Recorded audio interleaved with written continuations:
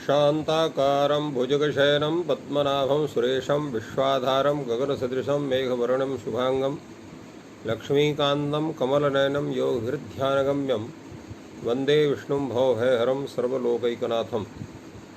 सभी संस्कृत शौर्यम से संबद्ध विद्वद्गण, शास्त्र प्रेमीगण एवं शास्त्र जिज्ञासुगण तथा संस्कृत शौर्यम इस समूह के प्रबंधक एवं संस्थापकगण, आप सबको प्रणाम करते हुए, साधुवाद करते हुए और आज के इस ज्ञान सत्र को प्रारंभ कर रहे हैं। तनादि प्रकरण चल रहा है और पिछले दिन हम लोगों ने डुक्रियकरणे धातु का अध्ययन किया था। उसी में कुछ अंश अवशिष्ट उस धातु के, जिसके अनंतर दो धातुओं पर आज चर्चा होगी इस प्रकरण की, एक वन याचने धातु का, एक मन अवबोधने धातु का। तो सर्वप्रथम हम लोग क्री धातु के अवशिष्ट विषयों पर चर्चा करते हैं। आप लोग बड़े प्रेम से संस्कृत, संस्कार, संस्कृति इन शब्दों का उच्चारण करते हैं। तो इसमें जो संस्कृत में, संस्कृति में, संस्कार में जो सा है, ये कहाँ से आता है? तो इसके विषय में और किस अर्थ में होता है, क्या है वो, वही ज्ञान यहाँ कराया जा रहा है। जब लोग संस्कर्ता इस प्रयोग को सिद्ध करते हैं तो उसमें बताते हैं कि यहाँ पर संपरिभ्याम करो तो भूषणे से सुट हुआ, नहीं तो समकृत, तो संकृत बनेगा, संकार बनेगा, संकृत बनेगा, संकृति बनेगा, संस्कार, संस्कृति, संस्कृत नहीं बनेगा। अगर सर्व परिभ्याम करो तो भूषण, इस सूत्र को हम न लगाएं। वही सूत्र यहाँ है। ये दो सूत्र यहाँ पर है, एक संपरिभ्याम करो तो भूषणे और दूसरा है समवायच। ये दोनों सूत्र कहते हैं कि समपूर्वक और परिपूर्वक जो क्री धातु है, उसको दो अर्थों में उस क्री धातु को सुट का आगम होता है। एक भूषण अर्थ में और एक समवाय अर्थ में। समवाय का अर्थ होता है समुदाय, संघ। जैसे आप समपूर्वक क्री धातु है तो यहाँ पर संपरिभ्याम करो तो भूषणे से भूषण अर्थ में यहाँ पर सुट का आगम होगा, तो सम सुट क्री ऐसा बनता है। और सुट में उकार टकार की से खाली स बचता है, तो सम स क्री। और बाकी पूरी प्रक्रिया जो आप लोग हल संधि में, संस्कर्ता में आपने जो सिद्ध किया, उसकी जो प्रक्रिया, उसका स्मरण कर लीजिए। तो संस्करोत ये रूप बन जाए। करोति तो आप पहले बना चुके हैं अभी, और यहाँ पर जो बाकी प्रक्रिया होगी वो संस्कर्ता की जो प्रक्रिया है वही यहाँ पर होगी। तो संस्करोति ये रूप आपका बनता है। संस्करोति, संस्करोति दो रूप बनेगा, एक अनुस्वार वाला, एक अनुनासिक वाला। इसी तरह से जब आप उस शब्द से समुदाय को बतलाना चाहेंगे तो वहाँ पर सुट करने वाला सूत्र आएगा समवायच। समवायच इस सूत्र में समपरि करोतो इतने अर्थ की, इतने शब्दों की अनुवृत्ति होती है। तो सूत्र का स्वरूप बन जाएगा समपरिभ्याम करोतो समवाये। तो इस तरह से यहाँ इनका ये स्वरूप सिद्ध होता है। और यहाँ जो ये सूत्र है संपरिभ्याम करो तो भूषणे, जो सूत्र आपको यहाँ भी दिखाई पड़ता है, तो इसमें जो है, तो ये जो सुट शब्द है, तो एक सूत्र है, इसके पूर्व में सुटकात पूर्व। तो सुटकात पूर्व इस सूत्र से सुट की अनुवृत्ति होती है। तब वहाँ संपरिभ्याम करो तो भूषणे सुट, अर्थात संपरिभ्याम करो तो परे अब सोचता है ये होता है कि यहाँ पर दो चीज़ें, संपरिभ्या में यहाँ पंचमी है, करोतो में सप्तमी है। तो उभय निर्देशे पंचमी निर्देशो बलीयान, जहाँ दोनों का निर्देश हो, पंचमी का भी निर्देश हो और सप्तमी का निर्देश हो, तो दोनों में यहाँ पर जब अर्थ आप करेंगे तो अर्थ क्या बनेगा? क्री धात्व व्यवहित पूर्वत्व विशिष्टाभ्याम संपरिभ्याम परस्य, यह अर्थ होगा। तो संपरिभ्याम परस्य गए तो परस्य में किसको लेंगे? तो संपरिभ्याम, तो दोनों का यहाँ पर अव्यवहितत्व, अव्यवहित पूर्वत्व विशिष्ट, अव्यवहित परत्व विशिष्ट अर्थ होगा। तो सूत्र का अर्थ नहीं बनेगा, इसलिए परिभाषा स्वीकार की गई उभय निर्देशे पंचमी निर्देशो बलीयान। तो पंचमी निर्देश बलवान होगा, अर्थात संपरिभ्याम में जो पंचम्यंत है उसका विपरिणाम आप नहीं कर सकते। तो क्या होगा? सप्तमी का षष्ठ्यंतत्वेन प्रकल्पन हो जाएगा। तो अर्थ हो जाएगा संपरिभ्याम अव्यवहितोत्तर परस्य क्री धातोः सुडागम भवति। तो क्री धातु को सुडागम होता है, और सुड क्या है? चूंकि टित है तो आद्यंत उठगितो से ये आदि में हो जाता है, और इस कारण से सम सुट क्री या परिसुट क्री ऐसा होता है।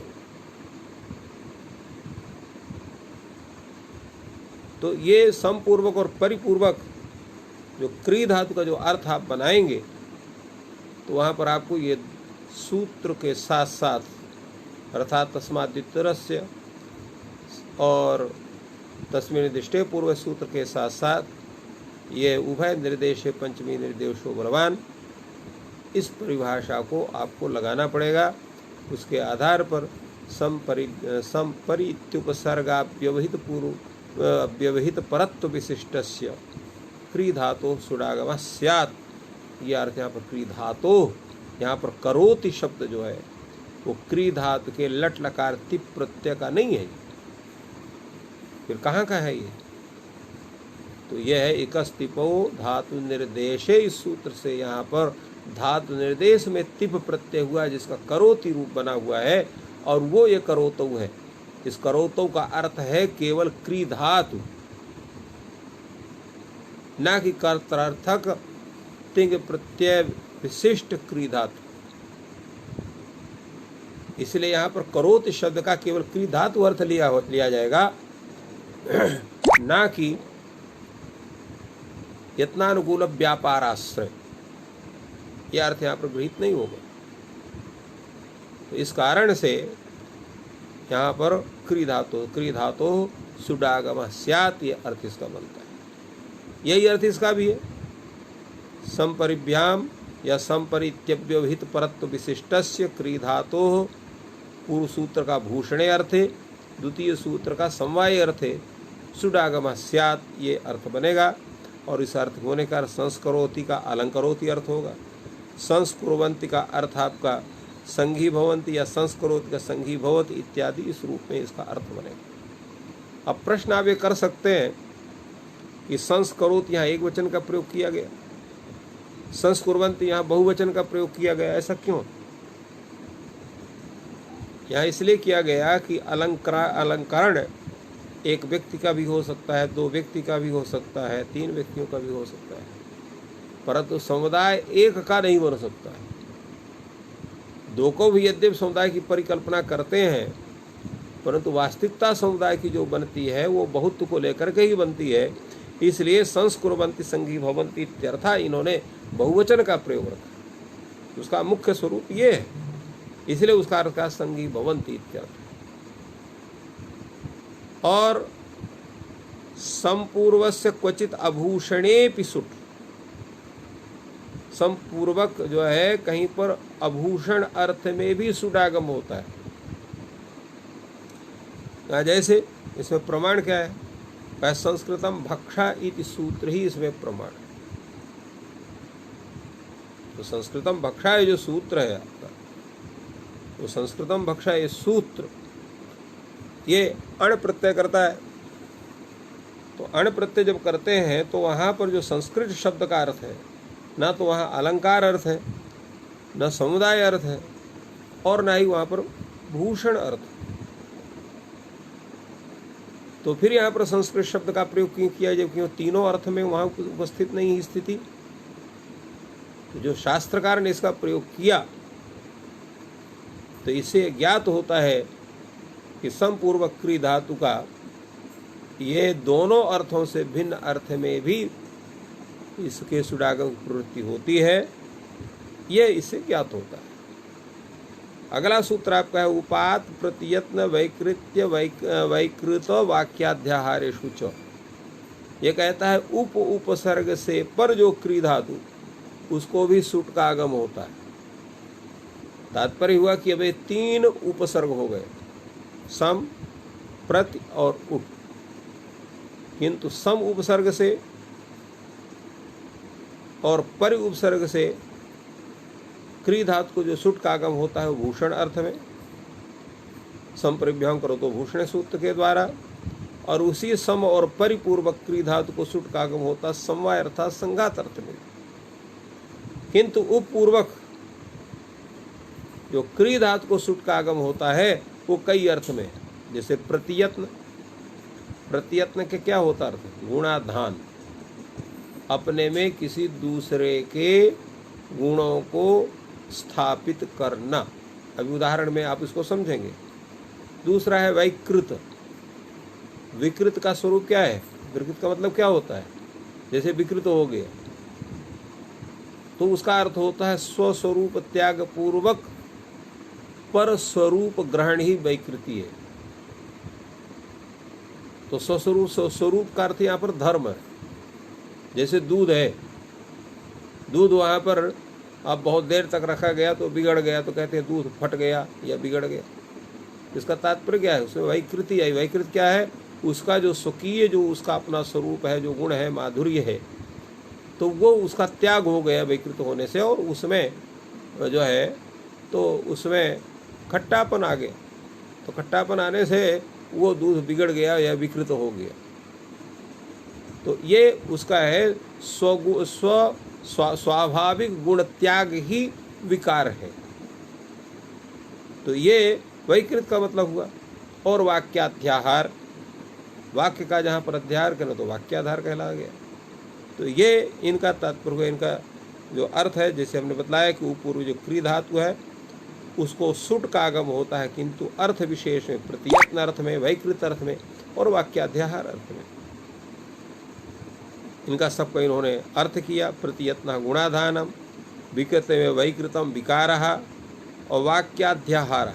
वाक्याधार का मतलब क्या है, वाक्याधार का मतलब ये नहीं है किसी वाक्य का अध्याहार करना, परंतु इसका मतलब क्या है, आकांक्षित एक देश पूर्णम।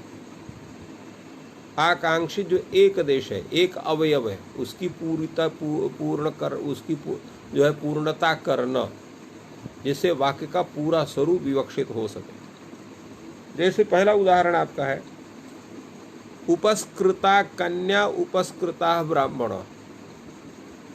ये दोनों उदाहरण ये अलंकार के हैं। उपस्कृता कन्या अर्थात कन्या जो है अलंकृत हो रही है, उपस्कृता ब्राह्मणा, ब्राह्मण जो उपस्कृत है, अर्थात यहाँ इकट्ठे हैं समुदाय अर्थ में। उपस्कृता में यहाँ अलंकार अर्थ में, भूषण अर्थ में। उपस्कृत भूषण ही अलंकृता कन्या, उपस्कृता कन्या का तात्पर्य हुआ। उपस्कृता ब्राह्मणा संघीभूता ब्राह्मणा, ब्राह्मणा सर्वे अत्र एकत्रिता सन्ति, इस अर्थ में उपस्कृता ब्राह्मणा अर्थ। तीसरा अर्थ आपका है प्रतियत्न का उदाहरण। तो अभी एक प्रश्न आप कर सकते हैं कि अभी तो आपने कहा कि उप से पर जो क्री धातु है उसको जो सुडागम होगा वो प्रतियत्न अर्थ में, वैकृत अर्थ में, वाक्याध्याय अर्थ में, 3 को लिया गया। तो आपने यहाँ अलंकार अर्थ और समुदाय अर्थ का कैसे ग्रहण किया, उसका उदाहरण क्यों प्रस्तुत किया?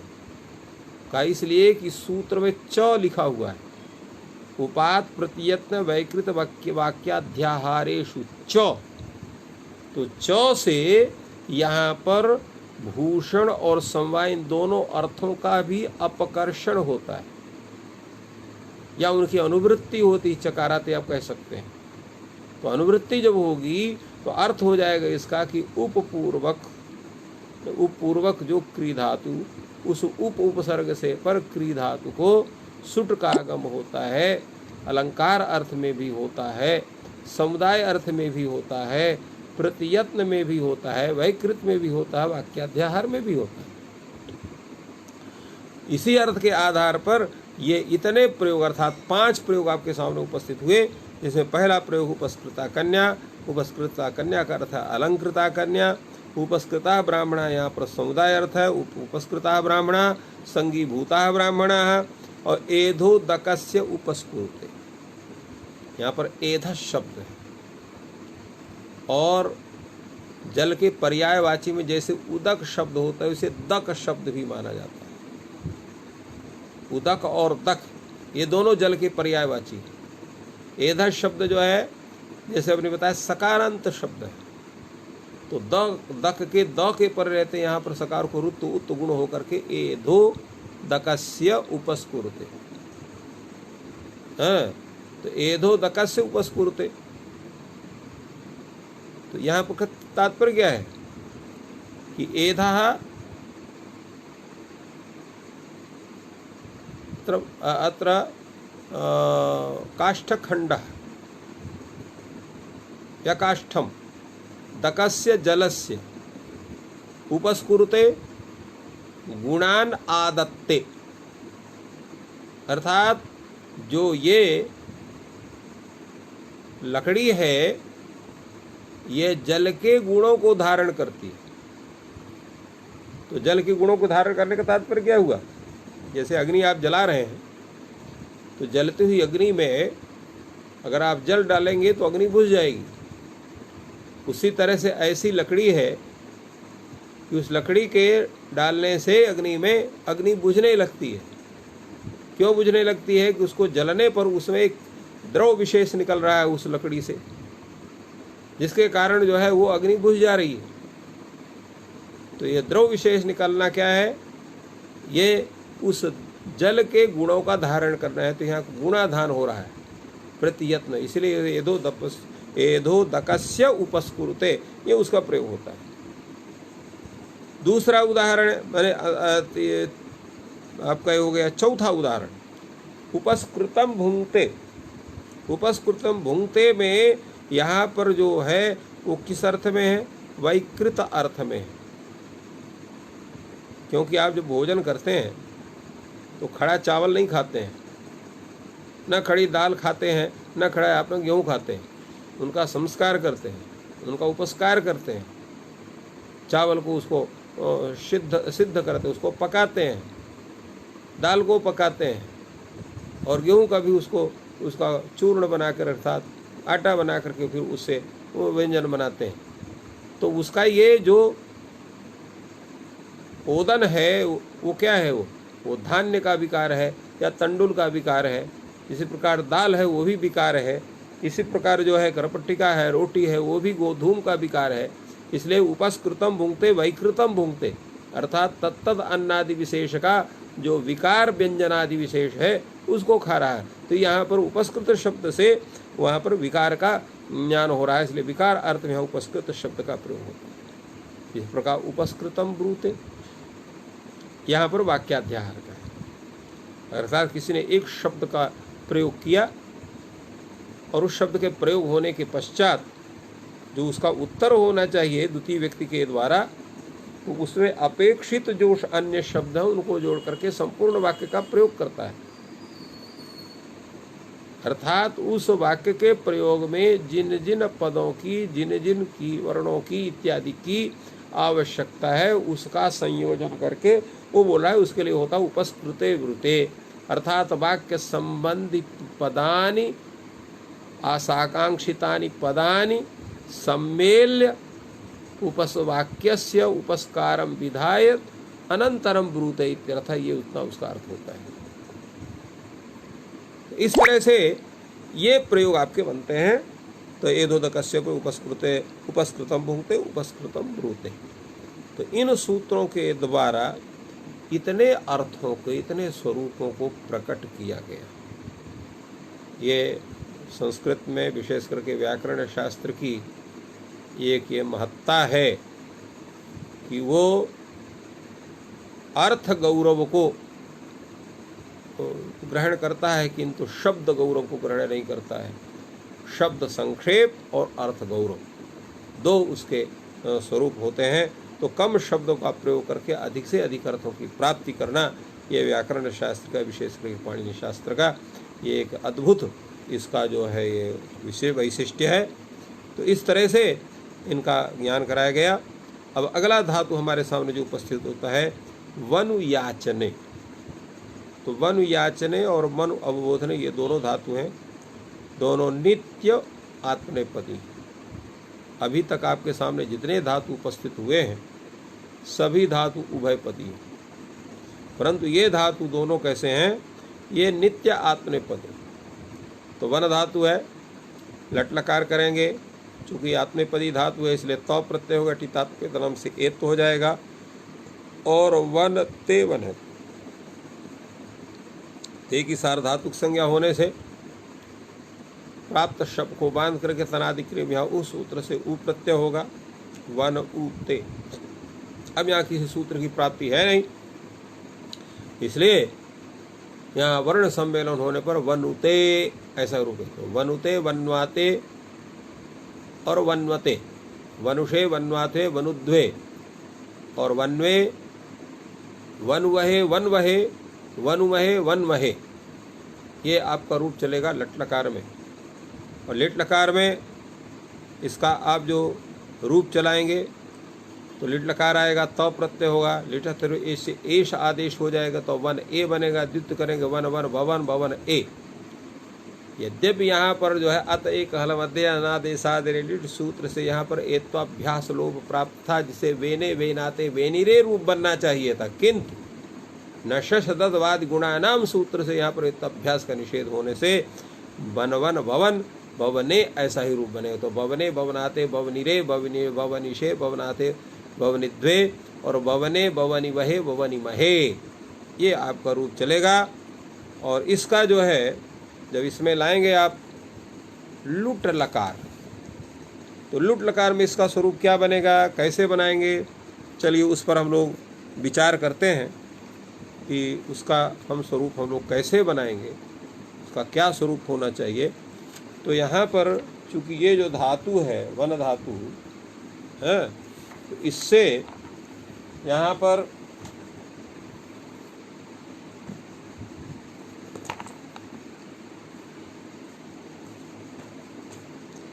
जो है तो आप लुट लकार लाएंगे, लुट लकार करने के बाद आप तो प्रत्यय लाएंगे और यहाँ पर तास आदेश, तास प्रत्यय होगा, तो वन तास ता ये स्थिति रहेगी।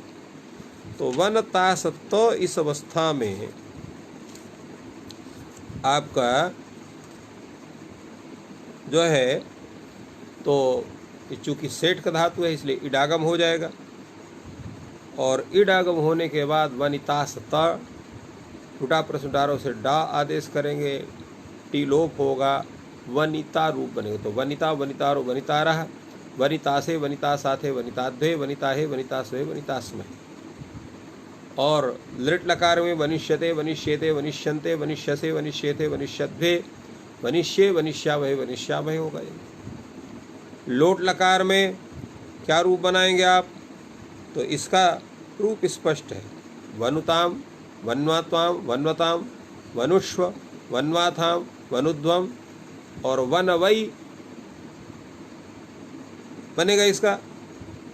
तो वनवई वनवावहै वनवामहै, क्योंकि वन यहाँ पर चूंकि 8 का आगम हो जाएगा, आ और 8 जो है वो पित है, तो पित होने से गुण अवादेश जाएगा जो वनु का ऊ है, इसलिए वनवई और एत आई से आई हो जाएगा। तो वनवई वनवावहै वनवामहै।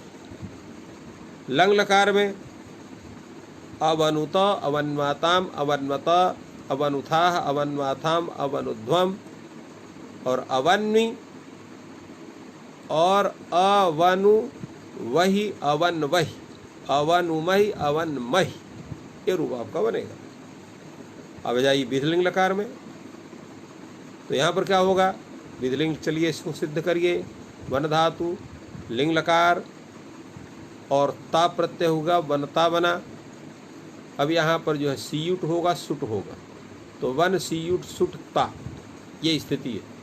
सीयुट में जो है और सुट के में उकार टकार की संज्ञा हो गए, तो सी साता बनेगा। सी में जो य है उसका लोभ से लो कर दीजिए, तो सी साता हो जाए, तो वन सी साता। लिंगा सलोपो अनंत सूत्र से जो सी का सकार है और सुट का सकार, उसका भी लोप कर दीजिए, तो वन ईता।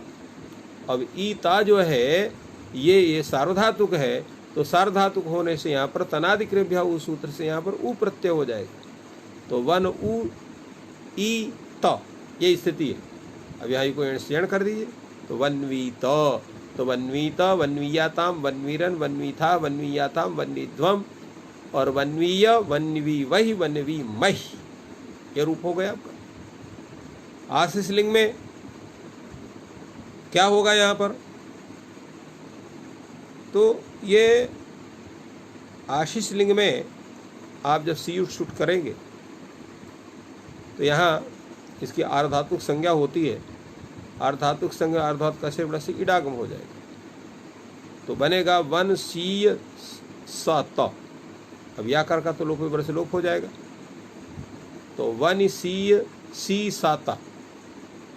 अब सी का जो सकार है, तो वन के जो ई डागम का ई हुआ है उससे पर सी का सकार होने से आदेश प्रत्यय शत हो गया, तो उसको शत हो जाएगा आदेश प्रत्यय सूत्र से, तो उससे उस सी के ई से पर जो सुट का सकार है उसको भी शत हो जाएगा आदेश प्रत्यय सूत्र से, और तकार को शुत्त हो जाएगा। तो वनिशीष वनिशीयास्थाम वनिशीरन वनिशिष्ठा वनिशीयास्थाम वनिशीध्वम और वनिशीय वनिशीवै वनिशीवै, ये रूप आपका बन गया पूरा आशीष लिंग लकार में। अब आ जाइए लुंग लकार में, तो लुंग लकार में क्या होगा, एक तो यहाँ पर चूंकि ये आत्मनेपद्य धातु है ही है, आप लुंग लकार करेंगे, अडागम करेंगे, तो प्रत्यय लगाएंगे, अवनता, ये बनेगा। चिली होगा, सिच होगा, अवन सा ता, ये बना। अब यहाँ पर जो है तो सूत्र उपस्थित हो जाएगा, तनादिभ्यस्तथासो। ये कहता है कि तनादिगण पठित जो धातुओं से पर जो सिच है उसका लुक होता है ता और थास के परिणय, तो ता परे यहाँ लुक हो गया, तो क्या बन जाएगा, अवनत, ये बनेगा। जब अवनत हो गया तो एक सूत्र है अनुदात्तोदेश बनोत्तन इत्यादि नाम सूत्र से यहाँ पर नकार का लोप हो जाएगा, तो अवत इतना ही बनेगा।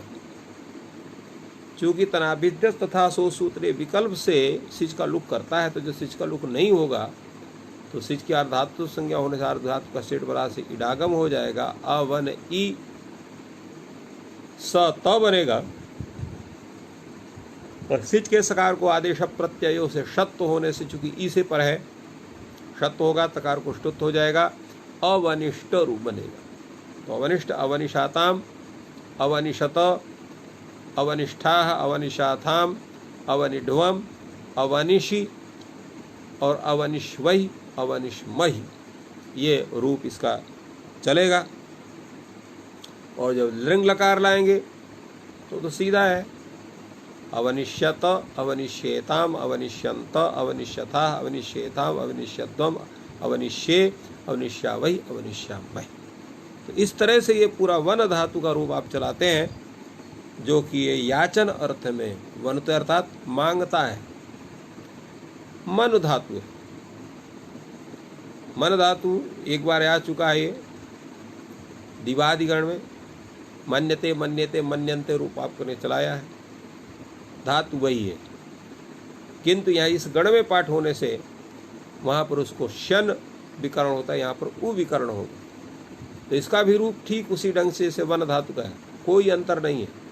रूप हम चलाते हैं, वनुते वन्वाते वन्वते, वनुषे वन्वाथे वनुद्वे, वन्वे नारायण मनुते मन्वाते मन्वते मनुषे मन्वाथे मनुध्वे मन्वे मनुवहे मनवहे मनुमहे मनमहे, ये रूप हो गए। और इसके बाद लिट लकार में आएंगे तो यहाँ ममने रू जैसे ववने वहाँ बनते हैं, ममने नहीं बनेगा। क्यों? वहाँ पर न शस्त्र दत्तवादि गुणा नाम सूत्र से अभ्यास का लोप का निषेध होता है, किंतु यहाँ हेत्वाभ्यास का लोप का निषेध करने वाला कोई सूत्र नहीं है। इसलिए यहाँ ममने ममनाते ममनिरे ऐसा ही रूप बनेगा। नारायण मेने मेनाते मेने, ममने ना बन करके मेने मेनाते, यहाँ अभ्यास लोप हो जाएगा, माने अभ्यास का लोप हो जाएगा और धातु के जो आकार को एत्त हो जाएगा। तो मेने मेनाते मेनिरे, मेनिशे मेनाथे मेनद्वे मेनिद्वे और मेने मेनिवहे मेनिमहे, ये पूरा रूप आपका चलेगा। दूसरे इसके बाद आपका लिट लकार आएगा, लुट लकार आएगा, जिसका मनिता मनितारो, जैसे वनिता वनितारो, इसे मनिता मनितारो मनितारा, मनिता से मनिता साथे मनिताद्वे मनिता है मनिता सोहे मनितास्महे। इसके बाद आपका जो है वो लिट लकार आएगा, जिसका मनुष्यते मनुष्यते मनुष्यन्ते मनुष्यसे मनुष्यते मनुष्यद्वे मनुष्य मनुष्या वह मनुष्या वह रूप चलेगा। अब लोट लकार में आएंगे तो मनुताम मन्वात्वाम मन्वताम मनुष्य मन्वात्वाम मनुध्वम और मनवे नहीं मनवई मनवा वही मनवा वही, ये रूप आपका बन जाएगा लोट लकार में। लंग लकार में इसका रूप क्या बनेगा? तो अमनुत अमन्वताम अमन्वत और अमनुथाह अमन्वथाम अमनुध्वम और अमन्वी अमनु वही अमन वही अमनु वही अमन मही, ये पूरा रूप आपका चलेगा। जब आप आएंगे विधिलिंग में तो जैसे वन्वीत वन्वीयताम वन्वीरन, वैसे मन्वीत मन्वीयाताम मन्वीरन मन्वीथा मन्वीयाताम मन्वीध्वम मन्वीय मन्वी वही मन्वी मही। और आशीष लिंग लकार में वहाँ पर आप जो है जो रूप आप बनाए हैं उसमें तो वनिशिष्ट वनिशीयास्ता वनिशीरन, यहाँ पर मनिशिष्ट मनिशीयास्ता मनिशीरन मनिशिष्ठा मनिशीयास्ता मनिशीध्वम मनिशीय मनिशी वही मनिशी मही, ये रूप होगा।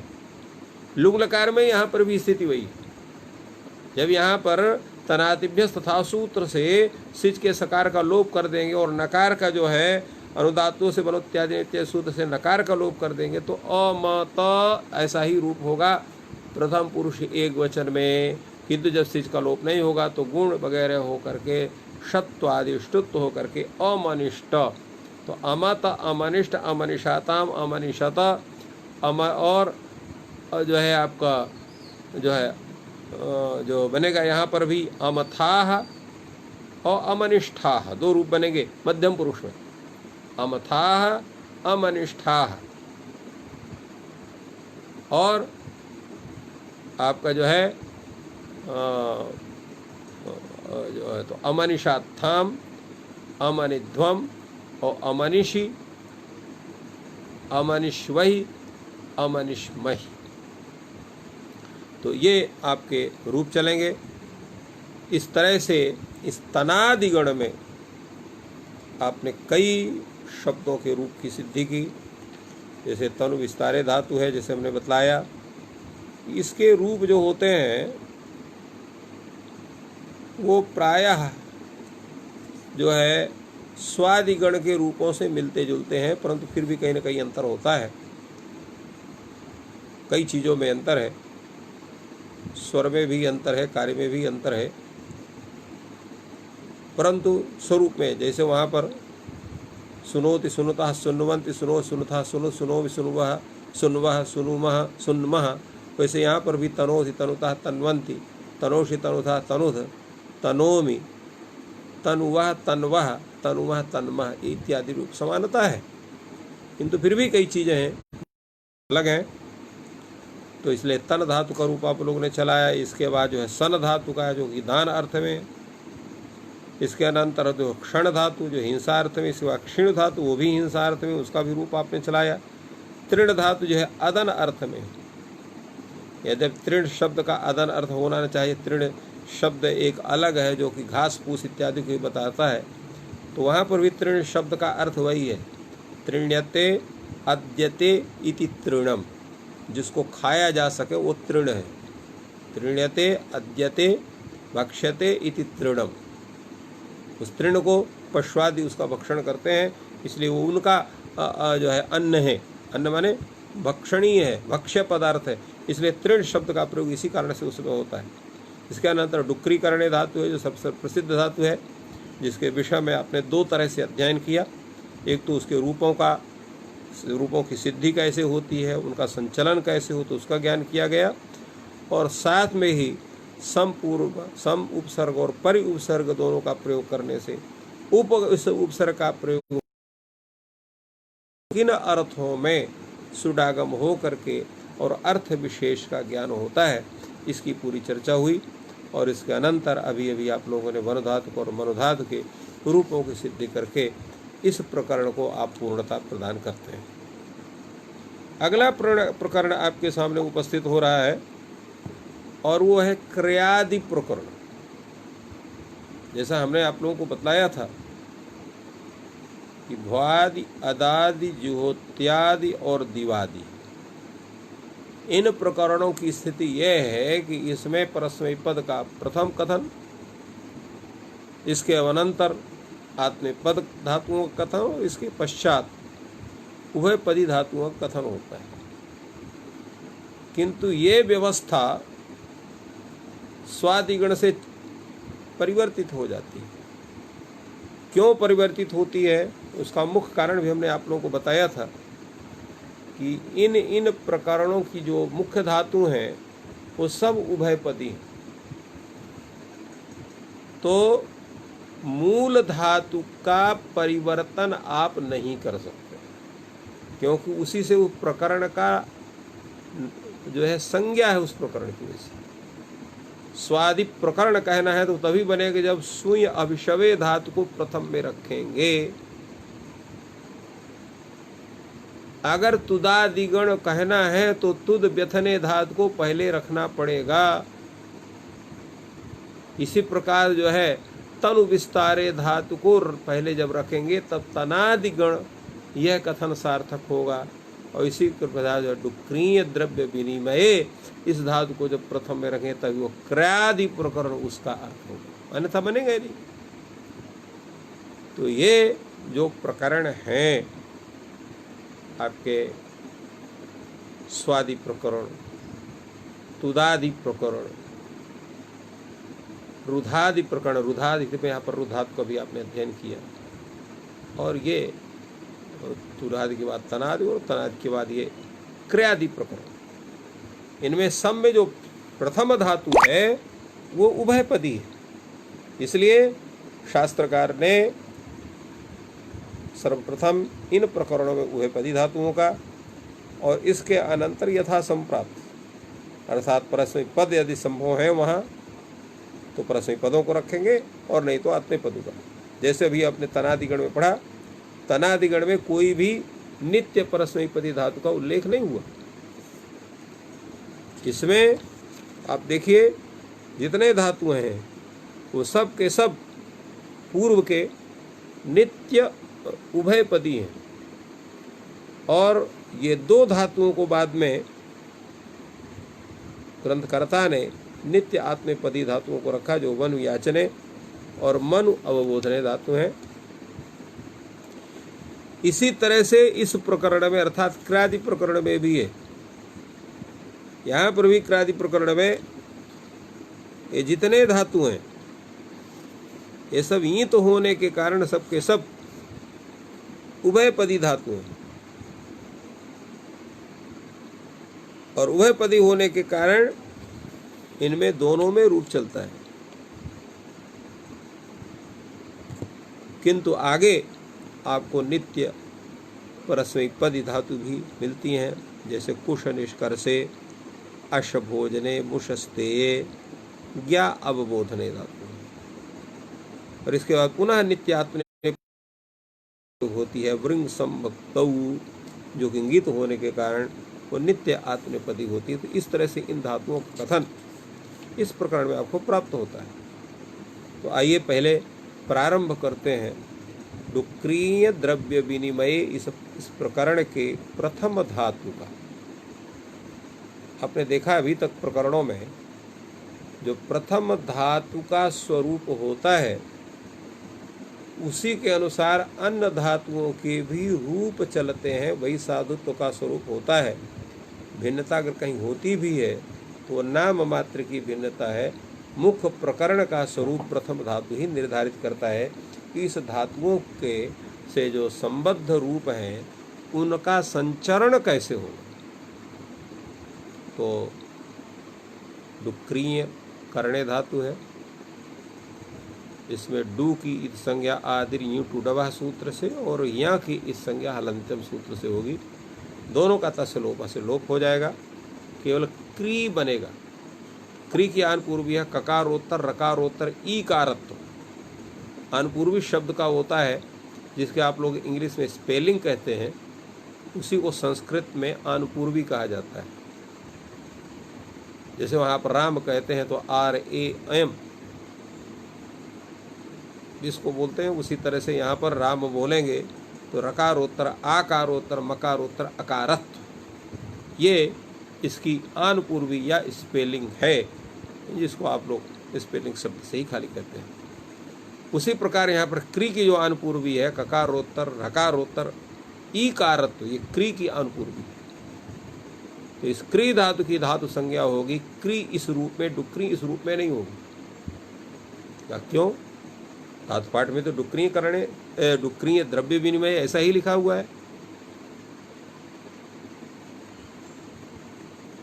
तो उसका उत्तर है कि उपदेश अवस्था में जितने भी अनुबंध हैं उनकी निवृत्ति हो जाती है।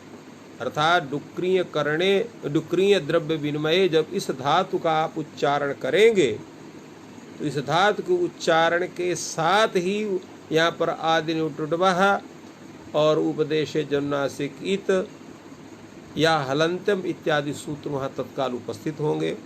तो आदिनुटुडवः से यकार की जो है डू की जो है उसकी निवृत्ति हो जाएगी और क्रिय का जो आपका यो है उसकी हलंत्यम सूत्र से निवृत्ति हो जाएगी, केवल क्री रूप बनेगा। और लट लकार में आत्मे पद में यहाँ पर तो प्रत्यय करेंगे, परस्मयी पद में चूंकि उभय पद है तो पहले परस्मयी पद आएगा, तो ती प्रत्यय होगा, क्रीति बनेगा। क्रीति इस अवस्था में ती की सार्वधातुक संज्ञा करेंगे, करतर शब्द से यहाँ पर शब प्राप्त होगा, किंतु उसको सबको बाध करके यहाँ पर सूत्र उपस्थित होगा क्रादिभ्याश्न। अर्थात क्रियादिगण पठित जो धातु हैं उनसे स्न प्रत्यय होता है सार्वधातुक के परे रहे। तो सार्वधातुक परे है कौन है? ती है। या स्ना प्रत्यय हो जाएगा क्री धातु से तो बनेगा क्री स्ना ती। स्ना में जो श है उसकी लशक से संज्ञा करेंगे तो क्री नाती बनेगा। क्री नाती इस अवस्था में जो क्री का री है, री का रा, क्री में जो रॉ है उससे पर यहाँ रसाभ्यावणोन समान पदे सूत्र यहाँ लग जाएगा, नहीं लगेगा। यहाँ पर भी अटकुप्वांगनुम व्यवा एक सूत्र ही लगेगा क्योंकि यहाँ पर अट का व्यवधान है। तो अट का व्यवधान होने से यहाँ नकार का अटकुपांग सूत्र से णत्व होकर के क्रीणाति ऐसा रूप बनेगा। और जब तस विभक्ति लाएंगे, द्वित की विवक्षा द्विवचन तस होगा, तो यहाँ पर क्री तस शब्द बनेगा। तस में तस की सार्वधातुक संज्ञा होगी, सार्वधातुक संज्ञा होकर के स्ना होगा। क्री तस क्री स्ना तस, स्ना में शकार की संज्ञा लोप होने पर क्रीना तस बनेगा। ऐसी अवस्था में सूत्र लग जाएगा आपका ई हल लगे हो। तो हल पर रहते तो घू घू संज्ञक भिन्न हल पर रहते यहाँ पर जो अश्ना है उसको ईत होता है, तो ईत हो जाएगा। तो क्या बन जाएगा? क्रीणी तस। तो तस में सकार का रुत्व विसर्ग हो जाए क्रीणीतः। तो क्रीणामि क्रीणीतः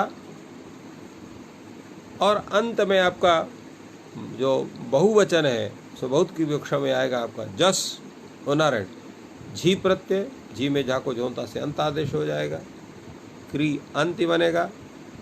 और यहाँ पर पुनः जो है यहाँ जो स्ना होगा तो क्री स्ना अंति, स्ना में खाली ना बचेगा, शकार की संज्ञा लोप हो जाए, क्री ना अंति नकार कुणत होगा, क्रीणा अंति। और यहाँ पर जो है स्नाभ्यस्त और आतः सूत्र है, ये कहता है स्ना और अभ्यस्त के दीर्घ आकार का लोप होता है, तो यह स्ना है उसका लोप हो जाएगा, तो क्रीण अंति वर्ण सम्मेलन करेंगे तो क्रीणंति ऐसा रूप बनेगा। तो ये होगा आपका क्रीणाति क्रीणीता क्रीडंति। और जब सी पाएगा तो बाकी सिस्टम वही रहेगा, केवल यहाँ सी लग जाए तो कृष्णा और आपका क्रीणासी हो गए, क्रीणासी। थस आएगा तो यहाँ पर भी इह लगो सूत्र से ईत हो जाएगा तो क्रीणी था बन जाएगा। और बहुवचन में थ प्रत्यय आएगा मध्यम पुरुष में, वहाँ पर भी था के पर तो इसको ईत हो जाए तो क्रीणी थ बन गया। तो क्रीड़ा तो क्रीणाति क्रीणीता क्रीणंत क्रीणासि क्रीणीथा क्रीणीथ। और जब मि प्रत्यय आएगा तो क्री ना मी, यहाँ पर विणत्व हो जाए तो क्रीणामि क्रीडीवा क्रीडीमः। इस तरह से लट लकार का रूप आपका चलेगा परस्मयी पद में। और आत्मनेपद पद में आ जाइए, यहाँ पर भी क्री धातु है, ता प्रत्यय हुआ, टितात्म से एत हो जाएगा, क्री ते बनेगा, स्ना होगा, क्री स्ना ते बनेगा, स्ना में शकार की संज्ञा होगी, खाली ना बचे, क्री ना ते। और ना के आ को वहाँ पर जो है ई लघु सूत्र से इत हो जाएगा, तो क्रीणीते ये रूप बन जाएगा। तो क्रीणीते क्रीणाथे क्रीणी जो है क्रीणीते क्रीणाते क्रीणते, यहाँ आत्मनेपद स्वरतः सूत्र से ज के स्थान में अत हो आदेश हो जाए, तो क्रीणाति क्रीणीते क्रीणते क्रीणासि क्रीणासि नहीं आपका बनेगा यहाँ जो है क्रीणीशे क्रीणाथे क्रीणीध्वे। और क्रीणे क्रीणी जिसका क्रीणी वही क्रीणी मही, नहीं क्रीणी वहे क्रीणी महे। फिर से सुन लीजिए, क्रीणीते क्रीणाते क्रीणते क्रीणीशे क्रीणाथे क्रीणीध्वे। और क्रीणे क्रीणा वहे क्रीणा महे, ये रूप आपका चलेगा। जो है क्रीणे क्रीणी वहे क्रीणी महे, ना ईत तो हो जाएगा यहाँ पर, क्रीणे क्रीणे क्रीणी वहे क्रीणी महे, तो इस तरह से रूप होगा। फिर से एक बार सुन लीजिए, दोनों में क्रीणाति क्रीणीता क्रीडंति, क्रीणासि क्रीणीथा क्रीणीथ, क्रीणामि क्रीडीवः क्रीणीमः, क्रीणीते क्रीणाते क्रीणते, क्रीणीशे क्रीणाथे क्रीणीध्वे। और क्रीणे क्रीणी वहे क्रीणीमहे, ये रूप आपके बनेंगे। अब आ जाइए आप लिट लकार में, तो क्री है, लिट लकार है, लिट में ती के स्थान में डल होगा, आ बचेगा, क्री आ। द्वित करेंगे, क्री क्री चिक्री चिक्री आ, ऐसा बनेगा। तो चिक्री आ इस अवस्था में अतुपधाय से ना रहना, अतुपधाय नहीं, अचोणित से यहाँ पर गुण होगा, तो री को गुण क्या होगा, आई होगा, ये चौ से आय आदेश होगा, चिक्राय। तो चिक्राय चिक्रियतुः चिक्रियुः। अब चिक्रियतुः चिक्रियुः में यहाँ पर इयंग आदेश हो गया, अचिष्ट धातुकारियों सूत्र से सिद्ध कर देते हैं आप। क्री धातु है, लिट लकार जो है प्रथम पुरुष, द्विवचन आएगा आपका अतुस, क्री अतुस बन गया। द्वित्वाभ्यास आदि करो तो क्री क्री चिक्री चिक्री अतुस, और क्री को यहाँ इयंग हो गया तो अचिक्रियतुस, सकार का तो अचिक्रियतु, अचि और चिक्रियु नहीं नहीं, चिक्राय चिक्रियतु, अच्छी नहीं, चिक्रियतु। और चिक्रियु चिक्रीत चिक्रेत, यहाँ पर विकल्प से इडागम होगा, क्योंकि ये जो है क्री धातु ये जो है ये अनिट धातु है, तो अनिट धातु से विकल्प से यहाँ पर इडागम होगा। जब इडागम हो जाएगा तो चिक्रयित, जब नहीं हो तो चिक्रेत और चिक्रिय। और जो है फिर से सुन लीजिए, चिक्राय चिक्रियतु चिक्रु चिक्रित चिक्रे चिक्रयतु चिक्र और चिक्राय चिक्राय चिक्रय चिक्रयतु चिक्रयतु और जो है चिक्रयतु चिक्रिय और चिक्राय चिक्रिय चिक्राय चिक्रय चिक्रय चिक्रयी चिक्रयी वही चिक्रयी नहीं चिक्र जो है चिक्राय चिक्रय और जो है वो आपका चिक्रयीव चिक्रयीम ऐसा रूप बनेगा, क्योंकि यहाँ पर इडागम हो जाएगा और यंग हो जाएगा। चिक्राय चिक्रय चिक्रयीव चिक्रयीम, तो इस तरह होगा।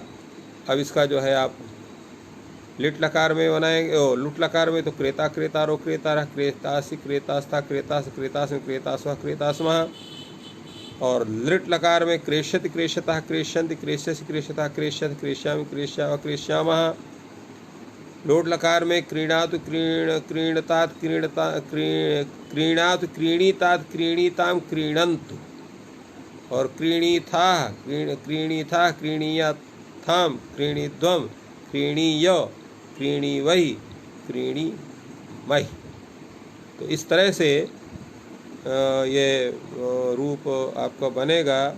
नहीं, अभी हमने गलत चला दिया इसको, रूप फिर से आप सुन लीजिए। क्रीणातु क्रीणीतात क्रीणीतां क्रीणन्तु और क्रीणीहि क्रीणीतात क्रीणीतम क्रीणीत और क्रीणी और जिसका आपका होगा आपका क्रीणानि क्रीडाव क्रीणाम। तो इस तरह से ये रूप आपका चलेगा। और इसके अनंतर आप जो रूप चलाएंगे, तो अभी हम लोग चूँकि आत्मे पद का नहीं चलाएं, इसलिए आत्मे पद में हम आते हैं। यहाँ पर लोट लकार का तक चलाने के पश्चात यहाँ पर जो क्री धातु है इसे आपने लट लकार करेंगे, आत्मे पद में ता प्रत्यय करें, टितात्म से एतु कर देंगे, क्रीते बनेगा। और यहाँ पर क्री धातु जो है उससे जब अश्ना करें तो कृष्णा ते बनेगा। अश्ना में शकार की संज्ञ हो जाएगी, चूँकि ता जो है ये इसको हम गिनबद्ध भाव करते हैं, इसलिए यहाँ जो है ई हलगो से ईत होकर के क्री नी ते बनेगा। और क्री का जो रेप है उस री है रे है रा, उस रा से पर जो नकार है उसको नत होकर के इसका जो है क्रीणीते क्रीणाते क्रीणते क्रीणीशे क्रीणाथे क्रीणद्वे और क्रीणे क्रीणीवहे क्रीणीमहे। इस तरह से इसका पूरा रूप चलेगा। और इसके अनंतर जो आपका लिट लकार है उसमें भी यहाँ पर जो है चिक्र जो है जो आपका रूप चलेगा, वो कैसे चलेगा, उसको कैसे आप बनाएंगे, किस रूप में लेंगे।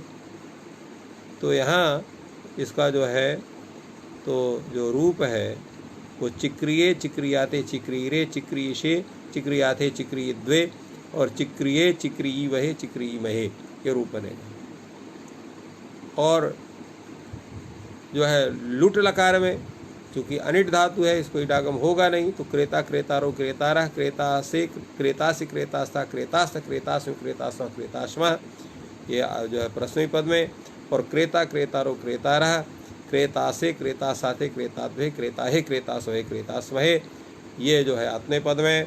इसके बाद जो है लृट लकार में तो उसका आप क्रेष्यति क्रेष्यता क्रेष्यन्ति चलाएंगे। और यहाँ पर जो आत्मे पद में क्रेष्यते क्रेष्येते क्रेष्यन्ते क्रेष्यसे क्रेष्येते क्रेष्यद्वे क्रेष्ये क्रेष्यावहे क्रेष्यामहे, ये रूप चलेगा। और आत्मने पद में जो आपका रूप चलेगा इसका वो क्रेष्यते क्रेष्येते क्रेष्यन्ते क्रेष्यसे क्रेष्येते क्रेष्यद्वे क्रेष्ये क्रेष्यावहे क्रेष्यामहे। इस तरह से हम लोग इन रूपों को चलाते हैं। इसके बाद जो है आपका लोट लकार का आत्मे पद में जो चलेगा आपका, तो क्रीणीताम क्रीणीयाताम क्रीणीताम क्रीणीयाताम और क्रीणताम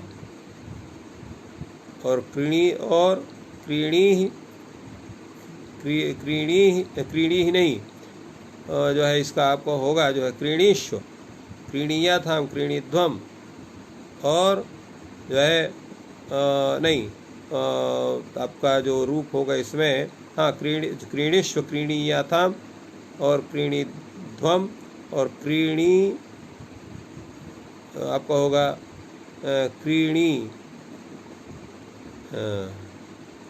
तो क्री, और इसका जो आत्मे पद का जो रूप होगा आपका ई होगा यहाँ पर, तो क्रीणे, क्रीणई बनेगा, क्रीणई, क्रीणावहै, क्रीणामहै। तो इस तरह से अभी तक हम लोगों ने क्री धातु के परस्मै पद और आत्मे पद दोनों के लोट लकार तक के रूपों को चलाए हैं।